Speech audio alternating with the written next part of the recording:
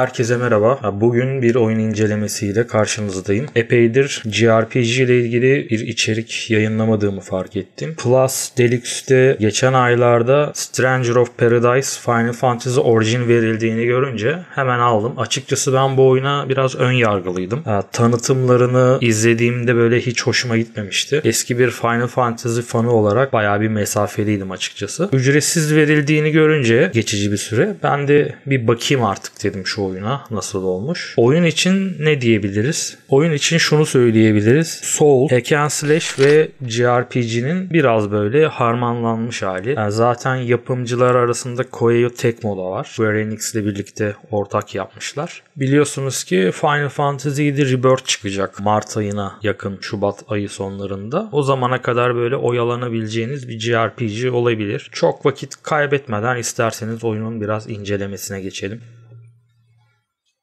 Oyuna girdiğimizde böyle bir ekran bizi karşılıyor. Şuradan bir load game yapalım. Oyundaki karakterlerimiz bunlar. Jack, Sophia, Neon, Jet, Ash isimli karakterlerimiz var. Jack oyunun ana karakteri. Yani burada sınıflar var. Oyun sınıf açısından çok çeşitli. Genel olarak bir bakacak olursak şuradan Job Trees'den hepsini görebiliriz. Tabii bunlar benim açtıklarım. Bunların bazıları oynadıkça açılıyor. Belli puanlar kazanıyorsunuz ve yetenek ağacından bunları açıyorsunuz. İşte mesela Sword Fighter Job'ından açabileceğiniz yeni şeyler, sınıflar Red Mage, Knight açabiliyorsunuz. Gelelim Swordman'e. Swordman'den devam edince işte Knight, Warrior, Berserker açabiliyorsunuz. Bu şekilde işte genel olarak neler var bakalım.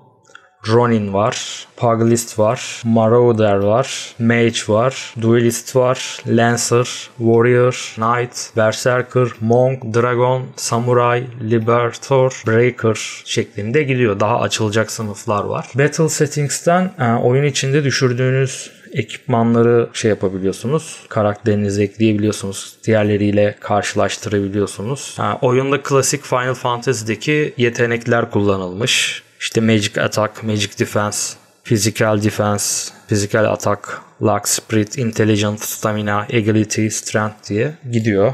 Karakterin iki sınıfı birden oyun sırasında kullanabiliyorsunuz. Mesela bir bölüm açayım. Bu arada oyunun şu şekilde 3 seçeneği var. Story mod, sadece hikayeyi öğrenip geçeyim, devam edeyim diyorsanız bu modda oynayabilirsiniz. Aksiyon modu biraz daha normal modda.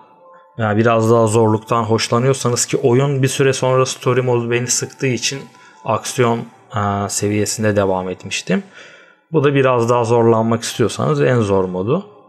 Biz şimdi inceleme videosu çektiğimiz için story'den devam edelim. Ona göre zaten gördüğünüz gibi seviyede düşüyor. Ama mesela aksiyon yaptım. Bölümlerin seviyeleri de ona göre değişiyor. Burası oyunun save noktası. Buralarda save edebiliyorsunuz. Ekipmanlarınıza bakıyorsunuz veya online oyuncu çağırabiliyorsunuz birlikte oynayabilmek için. 2 ek oyuncu daha oyuna katılabiliyor. Mage sınıfı biraz zor. Ama bu şekilde komboları var.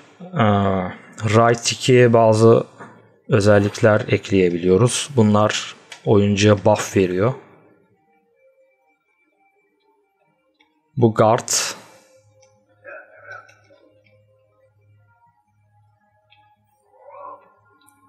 Buradan büyüleri seçebiliyoruz. Mage sınıfıysak. Tabii bunun için şeyimizin dolması gerekiyor. Yapabilmek için. Diğer sınıfa geçiş çok kolay. Üçgene basınca direkt diğer sınıfa geçiyor. Oyun dediğim gibi Soul oyunu gibi görünüyor. Ama Hack and Slash'e de benziyor hız olarak.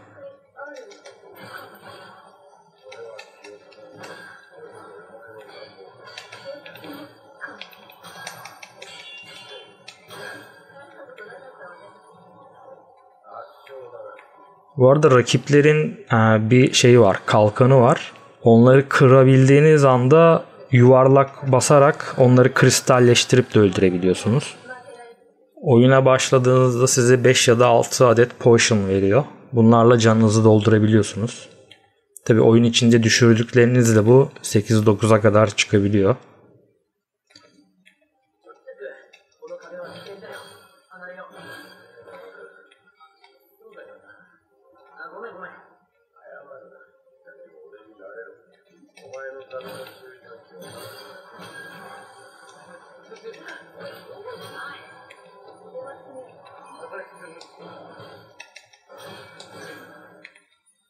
Bu arada yuvarlakla rakibin saldırılarını savuşturabiliyorsunuz. İşte yuvarlak oldu mesela, kristalleştirerek parçalamış oldum.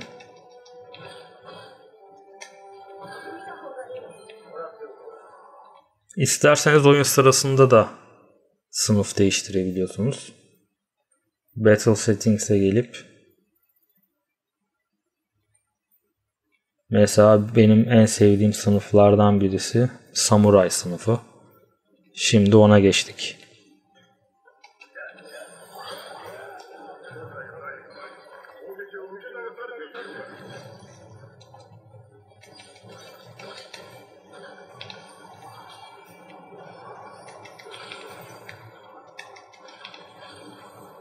Moblar da diğer Final Fantasy oyunlardaki mobların birebir aynıları. Hatta öyle ki bosslar da çoğu bildiğimiz Final Fantasy mobları.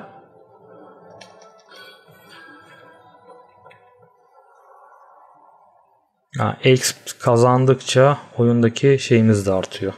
Sınıf level'ları da o şekilde artmış oluyor.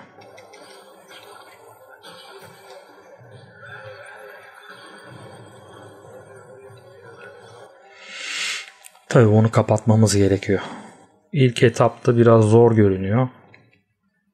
Ama oynadıkça kombolara da alışabiliyorsunuz. İsterseniz dediğim gibi değişik komboları ekleyebiliyoruz. Combo abilities, combo yeteneklerine geldiğimizde burada çeşitli kombolar var. Bunları izleyerek nasıl kombolar olduğunu görüp tercih edebilirsiniz. Tuşları atayabilirsiniz burada gördüğünüz üzere. İşte mesela daha etkili. 2 bar doluysa bu vuruş daha etkilidir. Ama 2 bar götürür. Bu genel yetenekler. Üzerine kuşandığınız şeye göre buradan seçebilirsiniz. Sınıfa göre yetenekler var. Onları dediğim gibi right key'e basarak yapabiliyoruz. Mesela Zenshin Ronin şeyiymiş, yeteneğiymiş. Oyunda atlama yok. Soul mantığı yani. Ama dediğim gibi bir Soul oyununa göre bayağı hareketli, hack and slash gibi. Action RPG de diyebiliriz. Evet, önceki Final Fantasy oyunlarından bildiğimiz Kakutar. Yine aynı şekilde Tonberry de var. Tonberry'yi biliyorsunuz. Tek bıçak hareketiyle sizi öldürebilen bir karakter. Bu bölümün boss'una gelmiş olmamız lazım artık. Evet, yine Final Fantasy oyunlarından bilinen bir boss.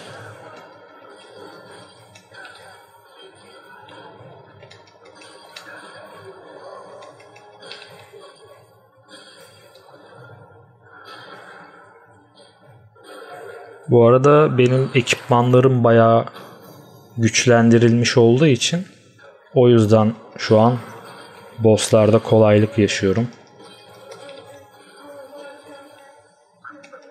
Normalde beni bayağı uğraştıran bosslardan birisiydi bu.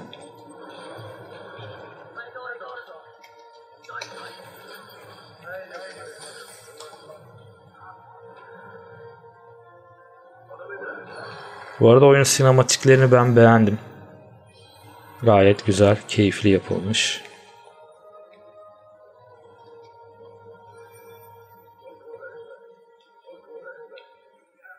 Oyun sıradan bir Souls oyuncusunu mutlu etmeyebilir. Ama Final Fantasy evrenini sevenler için bence mutlaka denenmesi gereken bir oyun. Çünkü oyun içinde gördüğümüz her şey Final Fantasy oyunlarında yer alan şeyler. Bosslar olsun, moblar olsun, işte sınıflar olsun, silahlar olsun.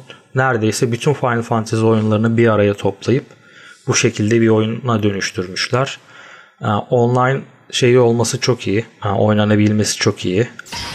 Daha zor bir seviyede sizin seviyenize yakın arkadaşlar oyuna davet edip onlarla bossları kesmeyi uğraşmak daha keyifli olacaktır. Onun dışında oyunda kullanılan müzikler de yine önceki Final Fantasy oyunlarında kullanılan müziklerden. Zaten oyunun yapımcısı yine Tetsuya Nomura, Final Fantasy oyunlarından bildiğimiz. O nedenle bize biraz eski Final Fantasy oyunlarının özlemini gidermiş oluyor. Biraz böyle Dissidia Final Fantasy havası da var.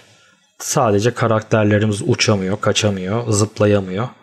Onun dışındaki görsel efektleri ben biraz Dissidia serisine benzettim. Bu oyunun beni böyle çok uzun süre oyalayacağını düşünmüyorum.